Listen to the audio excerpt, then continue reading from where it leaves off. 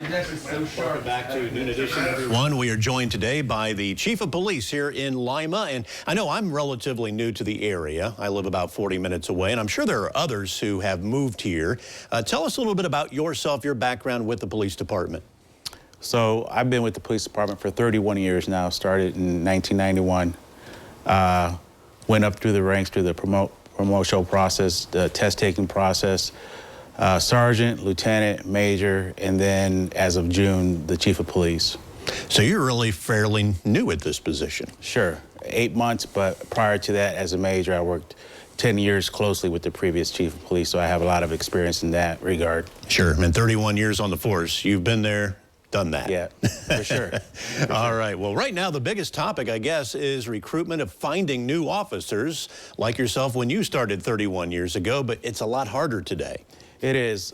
You go back 31 years when I took the test, there were probably 300 people taking the test at the same time. Now we'll probably get a list of maybe 15 people who took the test. So it has changed a lot, and we have to think of different ways to bring people into the profession. And I know one of those ways is you just worked alongside of City Council and got some age parameters changed. Right, so that's one of the things we did. We thought that if we raise the age from 35 to 51 at the time of hire, that'll give those individuals who probably served in the military for 20 years and just got out an opportunity to get into another role of public service and not be too old to do that. So we're looking for military people and people who might have finished their other careers and want to do something after the age of, 45 or 50. So what is our parameters now, age-wise? So it's 21 to 51 at the time of appointment. Okay. And that the top age changed from 35 to 51.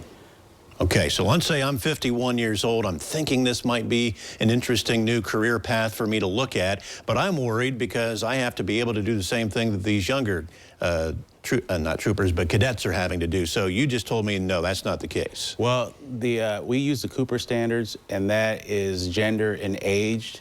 So if you're a male at the age of 50 compared to a male at the age of 25, the 25-year-old might have to do 50 push-ups in a minute. And for the older people, it might be 35. I don't have those standards in front of me right now, but it reduces with age. So there's really no reason to think, well, I have to be able to do exactly what somebody else is capable of doing. Right, so what I say, the worst thing to do is to go through the process and then get to the physical agility test and fail that, because you should have plenty of time, if you want to do this job, to make sure you pass that test. So do your push-ups, your sit-ups, do your running, and you should be prepared for that agility test. And I'm sure people are wondering, what am I going to be able to earn if I come into this later in life? So the starting salary for a patrol officer is $25 and some change an hour. And if they remain in that position, and they can be a patrol officer for their entire career, there's no problem with that, but the maximum salary at that range is $33 an hour in 2023. Every year that goes up with the annual pay raises that they bargain with the union. So the other thing is we're looking at lateral transfers too. That hasn't been finalized either, but if we can get a certified officer to come into the Lima Police Department and they complete the background process, then their salary will be determined on experience and years of service in the community they're coming from. And I'm assuming full benefits with all this as well. Full benefits, and full benefits when you go to the academy as well.